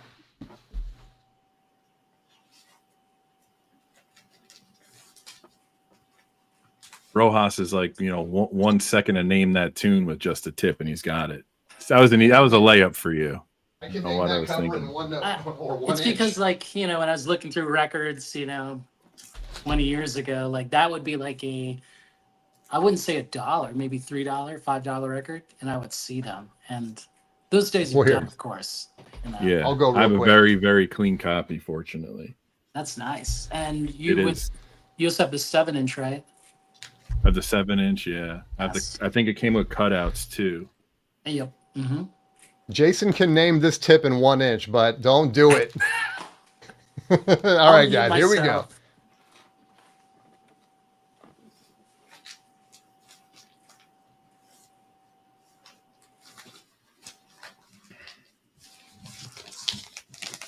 We'll go like this. Oh, I know that one. Oh, you know this one? Okay. I know that one, yeah. You do got to be a little familiar with this. This is more modern take for sure. Yeah, for sure. It's a great album. It is a great album. Anyone? It's Wait, that parental advisory album. Anyone? Okay, I'm giving you weight. We're giving you the waist down on this one so far. For those listening, I'm sure Chance is going to cut all this out anyway. So Well, this doesn't go on the podcast, so. nah, well, I think he hates when I do these because he's like, "Yeah, this is really great for our listeners." Wow. Okay, I'm just going to keep going. Anyone yet? Nobody knows this. Anyone? We're just going to have to go full Monty in a second. Why isn't that skirt upside down? Yeah, what happened to gravity? Yeah, right. Can I show the whole? I guess I can show. I'm going to cover the sticker. We'll just go the whole thing. Here we go. If they don't know now. Does anyone know this record? I don't. No, it's too new. For Concert people. says Lemon Twigs. Wow, we got a lot of old schoolers in the house. We got White Stripes. Yeah, that's White Stripes. Changing up their look. All right, look, that is Domi and JD Beck right there. Domi and JD Beck. This Wow. I don't know if it won a Grammy, but it definitely got nominated. I think maybe 2 years ago or something, whenever this came out. Killer album. Yeah, just a couple of kids, man. One plays piano, keyboards, one plays drums, and they play these really complex sort of, I don't know, what would you call it, Chris? I mean, it's kind of jazzy, kind of funky. Yeah, it's like a It's new very- wave jazz. It's kind of like the analog version of like really fast techno sometimes, not techno, kind of electronic. Anyway, Okay. it's pretty cool. It's pretty cool. Those kids had their parents had a really good record collection growing up. That's how I would say. Yeah, there you go. Yeah, Really? yeah. Okay. Prodigies. Very good. Concert Buddy, come on. Spins made that in the 3D printer. Yeah, I did. I wish I could do that. I would have so many other records. All right, who's next? I'm ready. Jose just left us. Oh, he'll be back. Oh, He, there we went go. to All go- right. he got Here we go, dessert, Dave. I guess. Yeah. Here we go. Go slow, Dave. Here we go, guys. We got pink. We got a little bluish purple, something like that. Little. All right.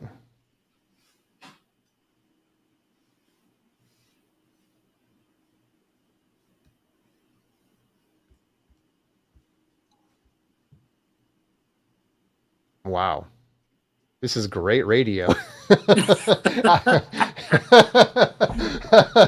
Well, you'll need to put the guesses on the Yeah. Well, usually I try to describe it, but I can't tell what that is. It looks like a big foot. I can't tell. If I had to describe it, it's like a beautiful pink and blue iceberg with a big foot on it, and there's a blue sky. We're looking at it upside down, which, by the way, we don't have to start upside down, but if you want to, you can. Well, the It's name's definitely- on top, so that's Okay, why. right. I can definitely see the shoe. So what do we got? We got any guesses so far?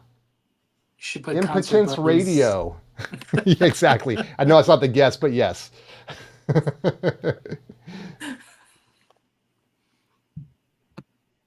Okay, we're starting to see an ankle. We see the little bit of the calf coming up. We can see a little bit. There's another leg coming into play.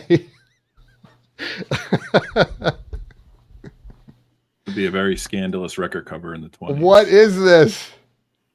The fingers are David Bianco's. I don't think that's part of the cover. It's not, but I'm trying to cover up the name on here. No guesses. Anyone? I got to give it to you again. Anyone know the... Ooh, this is a tough one tonight. Got some brutal tips tonight. All right, we're pretty much looking at the whole thing. I don't know. Are we looking up a skirt at this point? Is that kind of what we got going? I see. Is that a panty line? It's not Wyoming Dave would have got this one. Andy says no idea. Oh man, David, this is a stumper.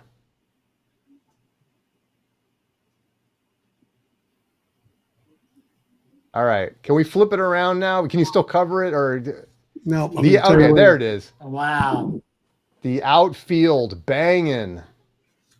Oh, that's like a baby. Now I feel kind of gross. Am I looking at that right? Is that? I can't tell. Diaper. Okay. It wasn't a panty line, folks. It was a diaper line. Early presidential picks. Well, man, you stumped us. Okay. All right. Who's next? It's Jay. Maybe he's going to get another one. Well, you want to go, Chris? Yeah, I got a couple layups, I think. Okay, yeah, we need a layup at this point. Well, the big layups at the end, but The White Album. Yeah, right. yeah, exactly. It's a promo of something, though.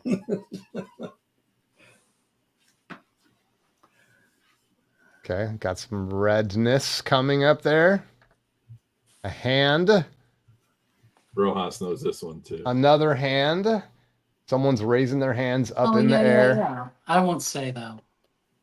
Yeah, don't spoil this one, Jay. I think somebody got anyone? it in the chat. Anyone? Concert buddy Anyone know the definitely effects? got it. Toadies. Ooh, concert buddy One of in the the great- house. Taking One of the this great one 90s down. records ever. Toadie's Possum Kingdom. I would have never guessed that. It's a goodie. All right. Looks like Jay might be ready. Jose is just forfeited. He doesn't even Oh want to man, play. I don't know. I kind of slipped up on that. I missed it. Yeah, you got to be careful. Oh, I know that one. White and gray, stylish Do you? background. Oh, I think I do know that. Oh, I know that. Okay, cool. Yeah, nice one. Trying to make sure that. Come on, guys, you got this. You have to Where's our pronounce jazz it. people out? I know I need Duran, to not tilt, Duran, right? not I need Duran. to tilt, right? No, Yeah. not too much. Oh, Sound of Mine, got it. Mingus, which Mingus is it for extra credit? Wyoming Dave, duh.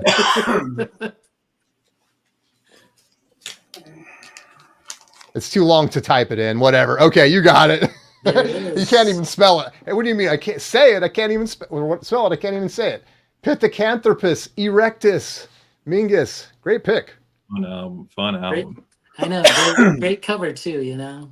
I'm Yeah. sure it's got to be an OG. He's holding up right here in mono. Yeah, you We know. need to shoot that out. We got to shoot that out with Chad's release, huh? That's Maybe right. I don't know.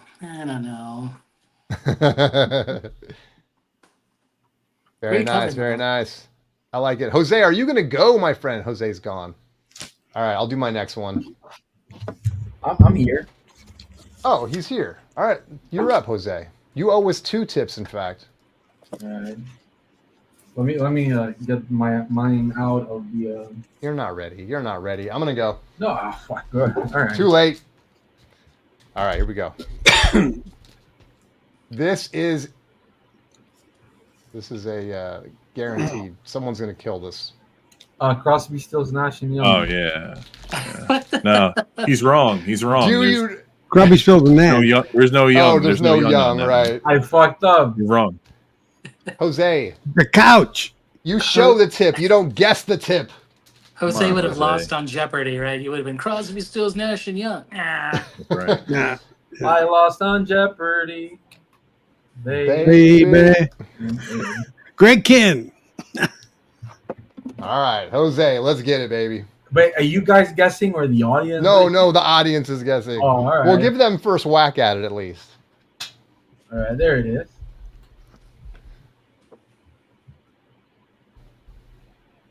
More? It's another Adam Sandler. We got Wyoming Dave saying Weird Al. Oh, for the I lost on Jeopardy. I'm guessing it's not Weird Al, Dave. Good guess.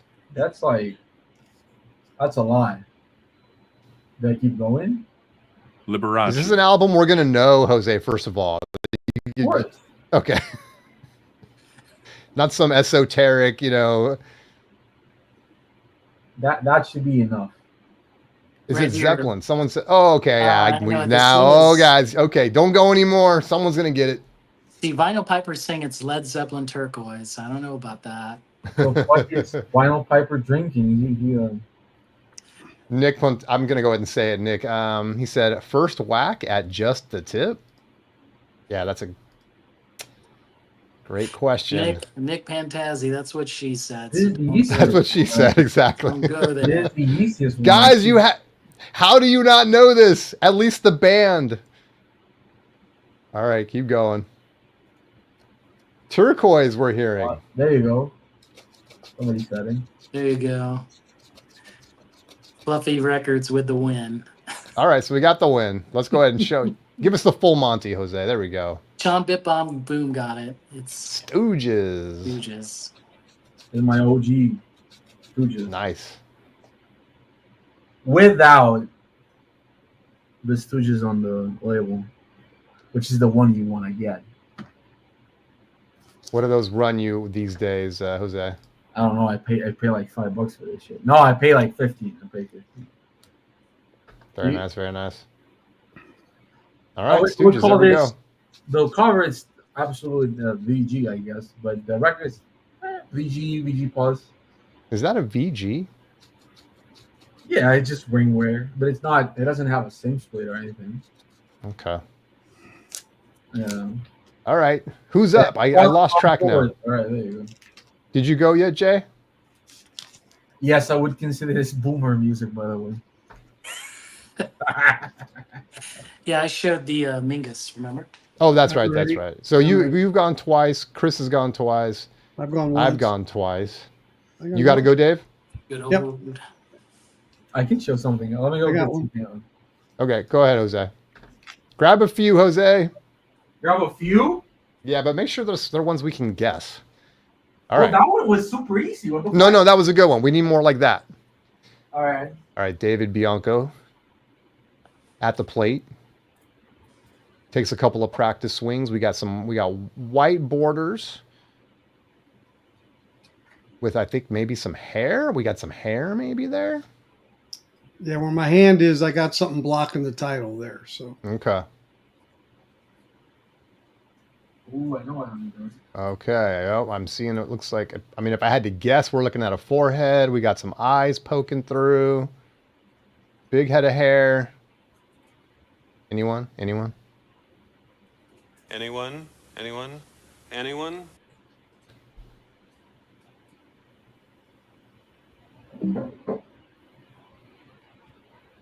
70 funk. no, It's not a big head of hair. It's like just a scribbled background, it looks like now. The fuck is that shit?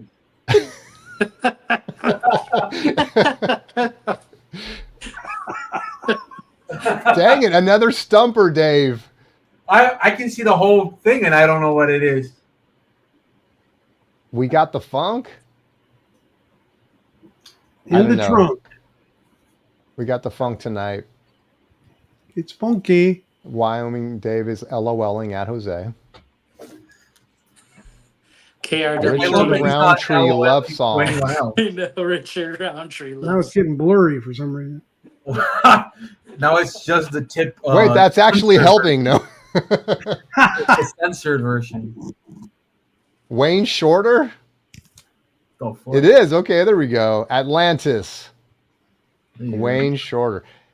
Chris, Aren't you did you guys know more that? surprised? Aren't you more surprised I had a Wayne Shorter album than anything? Yeah, that's the shocker right there. I don't know that one. What is it? I did know that. I do not have that on vinyl. Yeah, Alright. I've never seen that. I'm willing to part with it. Wait, I'm showing the AZ Mick, by the way. Let's give AZ Mick his flowers. All right, Jose, you're number 2. Let's go. Wait.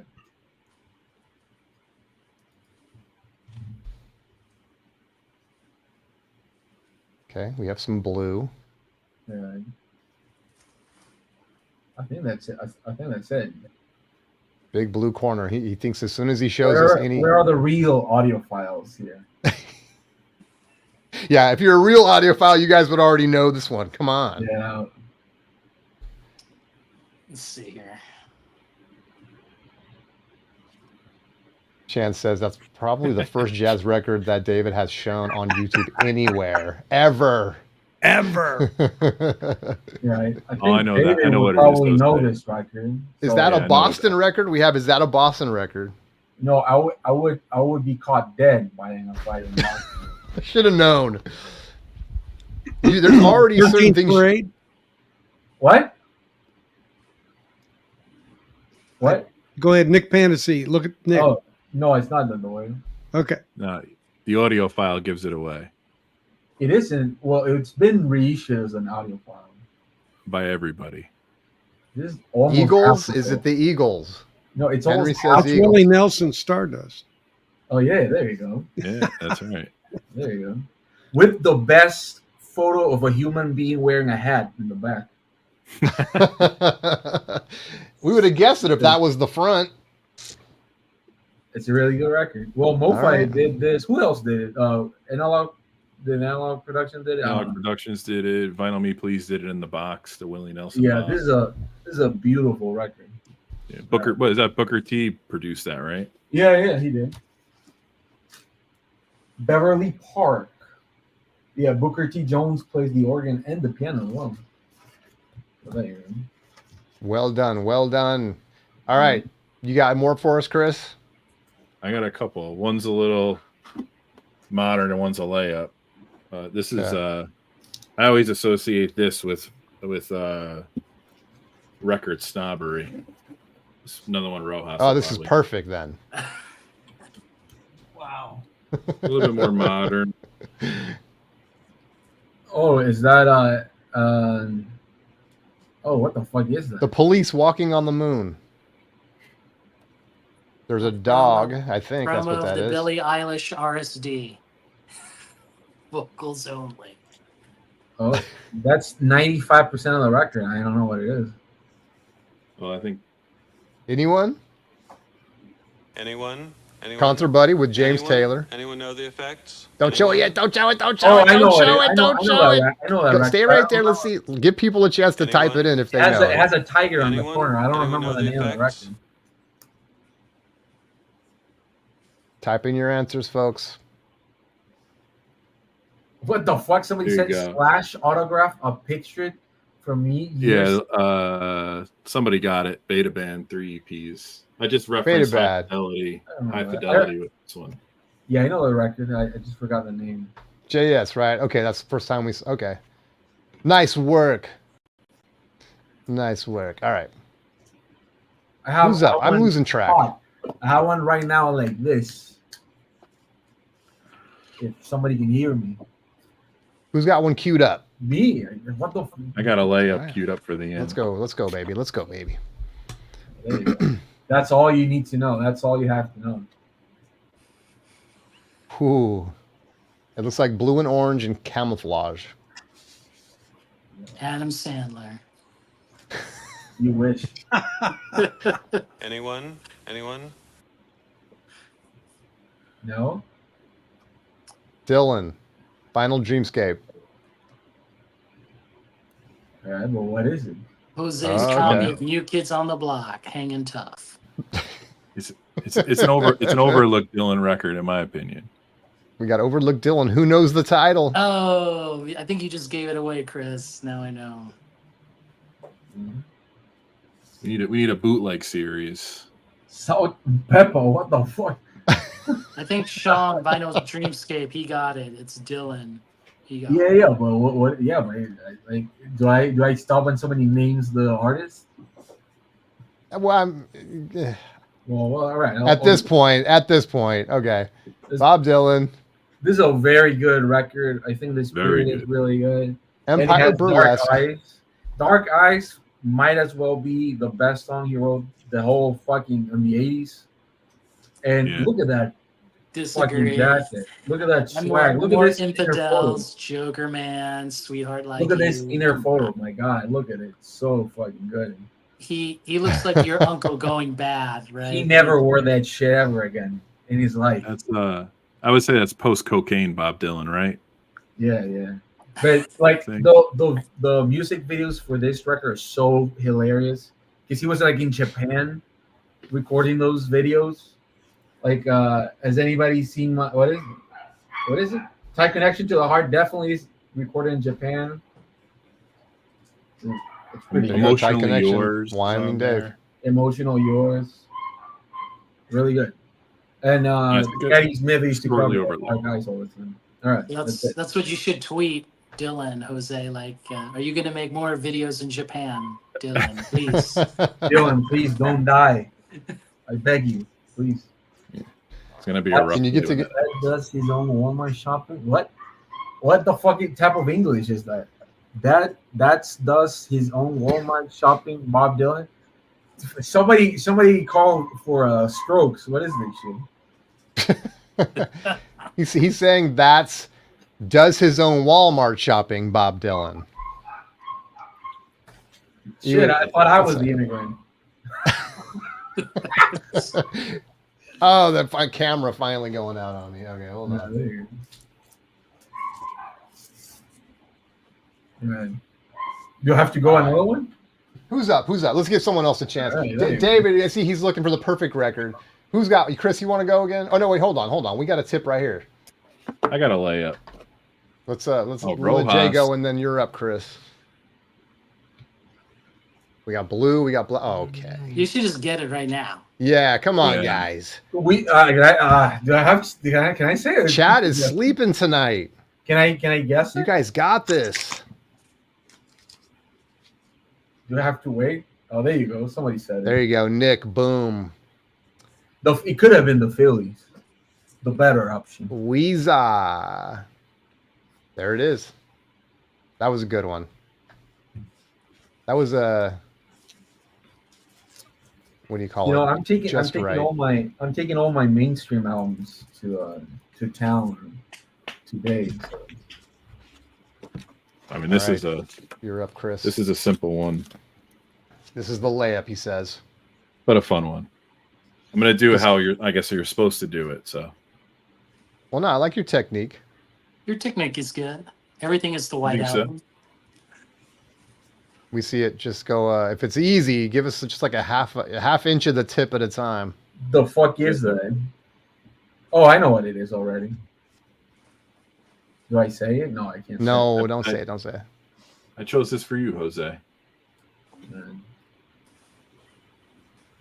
I'll go a little bit more. Metal. Yep. We've got Tokyo. Tokyo record style. This is my favorite Floyd.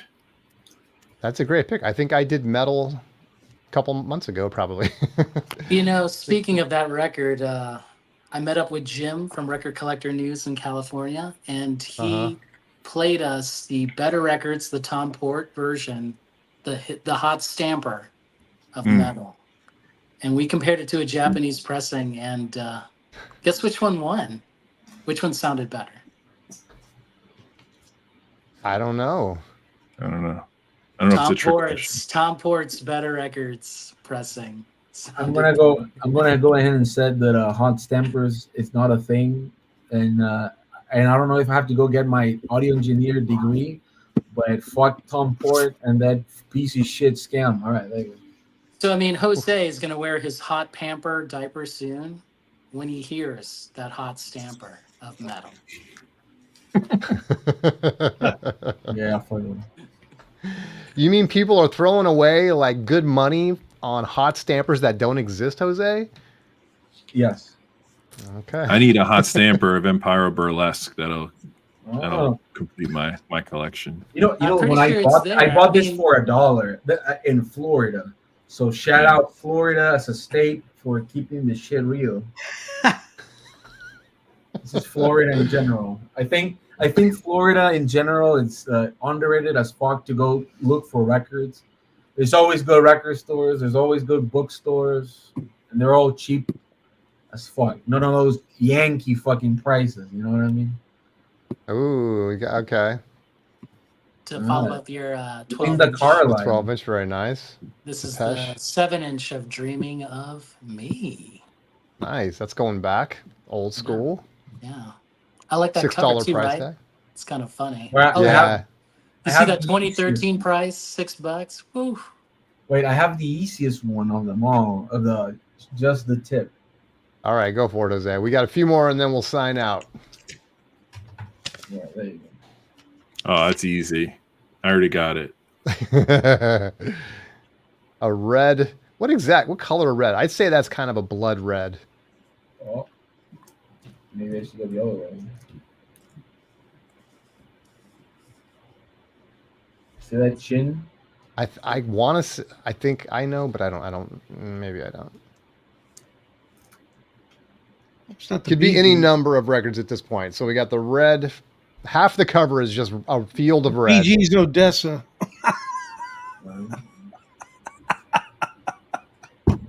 Primus. No. First Depeche. I don't think it is it. That's the first No. Depeche? No, I don't think so. Look Is at it the that chin. Queen record? Come on, this is shit. The easiest shit I got. This is the. He now says the Red Album. That's right. Meatloaf, Bet Out of Wow, Hell. I didn't know you had that record. That's funny. Okay. There are people becoming apparent at this point. Says it U2? No. Is it Queen? Should I get I mean, people not hints? Queen. I think Concert Buddy got it. Oh, the consummate Bee Gees. Yeah, it was the BG. It's one of the I was right, best. There Bee you Gees. I go. just got the wrong record. Yeah. Well, you did it too early, so I was like, all right. Yep.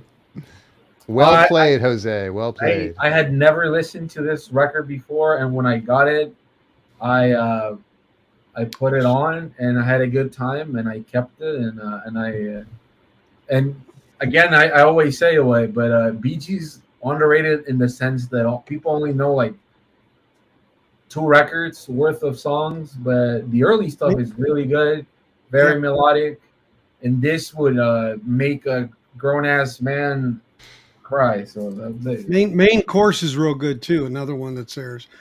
They actually made a super disc of that. I've got a version of that. That's Really? audio file. Yep. Concert Buddy wants to know if you guess it, do you get the record? Are you going to yes. send that to Chance? If somebody guess in 50 seconds, I'll give them $100 if they can tell me How many Wait. inches? You got to go by inches. it's a cassette. What That's is what it? she said. 1, 2, I can guess that tip in 3 inches. 4, 5, 6, Let me give you a tip. 9, 10, 11, 12, 13. I'm curious. I know about Yeah. We don't have all night. Charles Manson. No. 23, A very surprised fella. 25, 26, 27, 28, 29, 30. Now we got. All right, all right, You'll all never right, know all what it right. was. There you go. I got one. Here we go. David Ready? Bianco. I got it blocked off there. The part of the words. Oh, I know what this record is. Okay, we got a nice Beatles haircut at the top. I'm guessing it's not the Beatles. Correct.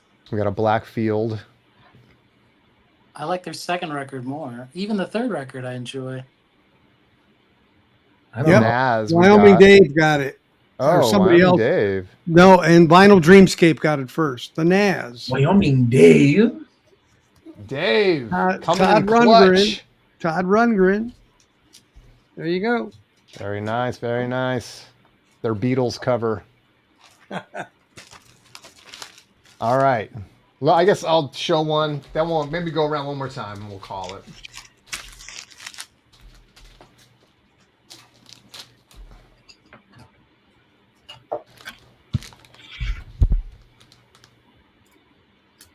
I don't know. I don't think I have to go that far on this Oh, one. I know what it is already. Yeah, I'm gonna give you guys a chance. So I don't say it, right? Yeah, don't say it. Oh, Dave is giving all credit to Vinyl Dreamscape. We must have missed it, Dreamscape. We want to make sure we give credit where credit is due here on just the tip. No one? Anyone? Anyone know the effects? Okay, I'll give a little more. Jose's playing. I don't know what version of Just the Tip Jose's playing right now. Just the 30. Guys, look at this. I'm giving you the half of okay, Beach Boys Beach- Christmas Vinyl Beach Dreamscape Boys- nailed it. Oh, Boom. really? There it Yep. is. Well done, Vinyl Dreamscape. That record sounds no different from any other Beach Boys records. Yeah, it sounds great. You're right. Yeah. All right. Who else has one? You got? We'll just go right down the list. Jay, you got another one? No, but I can get one. Okay, you go get one. Well, Chris, you got? I think you went through all yours, or you got another one you Yeah, want to throw up? No, not off the top of my head. I'm looking. No, I'm good. Mr. Bianco, we already kind of Yep. see what you. Oh, oh my God. Wait. I think we need that tonight, actually. Okay, we go with an easy one, right? He's putting the post-it right on screen. You put the post-it on the wrong Yeah, place. we need it. We need it. That's okay. We need an easy Covered one. up the stereo. We need a ringer. Fire. Who's got it? Wyoming Dixon, Arthur. Come on, he couldn't have given you a better. All right, I gotta hide Bianco. He's giving us the full Monty right out of the chute. Jay went to get one. You got another one, Jose? Yeah. And then I'm Jason, picking and this- we'll call it. This is a friend's record that he hasn't picked up. So, any guesses? White Album. No, it's not the White Album. I do have the White Album.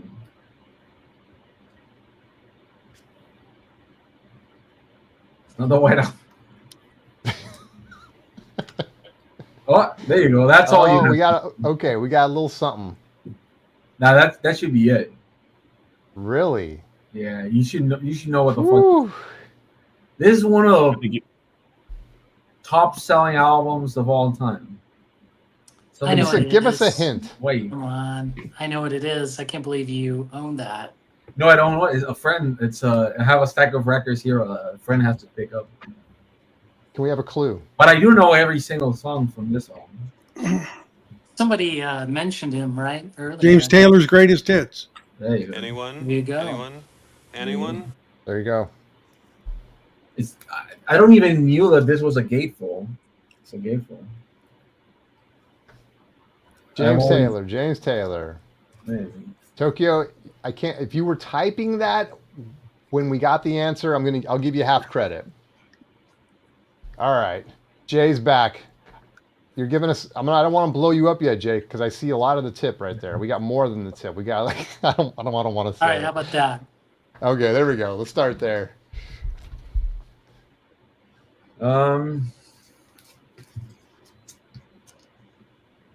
Yes, we got a lot of Ben Stein tonight. That's Oh, I feel like I should know that. I remember giving it away. Yep. oh, I know what. I know what the fuck that. Hold is. on. Don't. Anyone?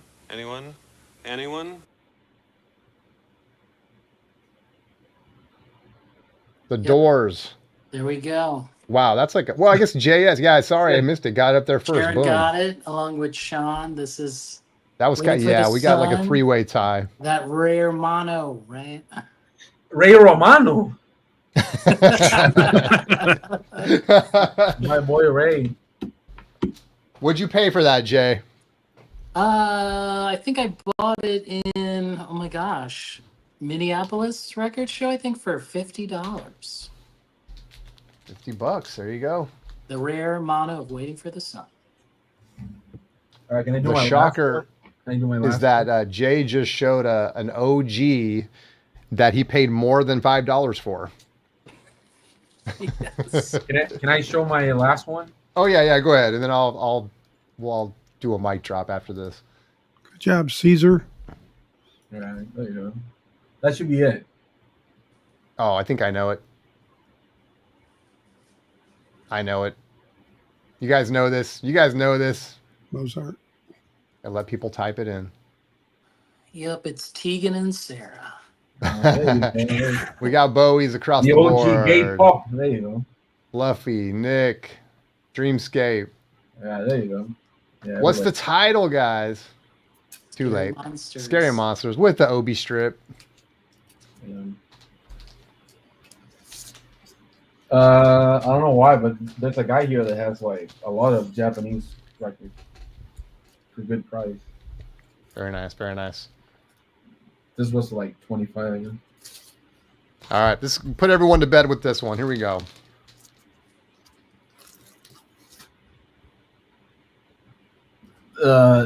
That's Don't say it. Don't say it.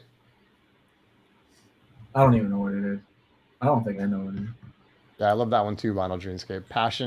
Fashion rather. Ashes to Ashes. Great Bowie record. Yeah, Ashes to Ashes. Yeah, those are two super great pop songs. Nick! Woo! Oh, there you go, man. Well done. All right, see, there we go. Someone showing us how it's done right at the end. Very nice. Black Sabbath, Volume It's got 4. what, Snowblind on it, I think, right? Is Yeah, of course it is. That was the original name of the record. oh, right. Because everybody was Noise. snorting cocaine like crazy. That is right. All right, does anyone... So go ahead, Jose, go ahead. Oh, anybody got the box set? Because the Volume 4 box set comes with a poster when the record was going to get released as a Snowblind. I don't have it. Great fact, though. Yes, I have it there. Does anyone have any last words before we sign off? About Record Store Day? This record is just bass player gone wild. That's what this is. You know, fancy twinkling piano, but then bass player gone wild. You know, Bass Players Gone Wild. that's what this is. Waltz for Debbie is a better record than that, and that was recorded a day after or a day before. Again, I disagree with Jose because he has supposedly audio engineer, degree, or Well, that's more he's about wearing the music. campers. Supposedly. You want to go Again, get my bass player title? gone It's wild. right there. You know, We need to see the credentials. Yeah. All right, guys. It's been fun. That was a tough just a tip. Okay, well, we might put that to sleep for a while. We'll come up with some other games for the future, but appreciate you guys all being here. For everyone that hung in there for a couple hours to watch this show, hope you had fun.